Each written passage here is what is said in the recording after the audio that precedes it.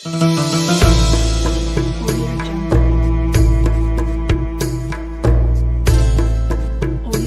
আজহা মুসলিমদের জন্য এক আনন্দঘন ও ত্যাগের উৎসব। এদিনে পশু কোরবানি দিয়ে আল্লাহ সন্তুষ্ট অর্জনের চেষ্টা করা হয়।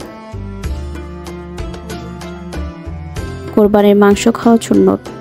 নবী করিম সাল্লাল্লাহু আলাইহি সাল্লাম নিজেও কোরবানির গোশত খেয়েছেন। গোশত 3 ভাগে ভাগ করতে হয়, নিজের জন্য, আত্মীয় স্বজনের জন্য এবং গরিবদের জন্য।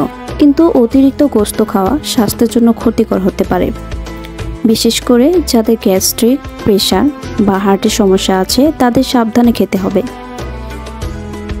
মাংস ভালো করে রান্না করে খেতে হবে, কাঁচা বা অর্ধসিদ্ধ খাওয়া উচিত নয়। এই ঈদে আসুন কোরবানির আসল শিক্ষা, ত্যাগ ও সহানুভূতির চর্চা করি। আশেপাশে গরিব ও অসহায় মানুষদের মাঝে গোশত বিতরণ করি। আল্লাহ যেন আমাদের কোরবানি কবুল করেন এবং সবাইকে ঈদের আনন্দ ভাগ করে নেওয়ার তৌফিক দেন। ঈদ মোবারক।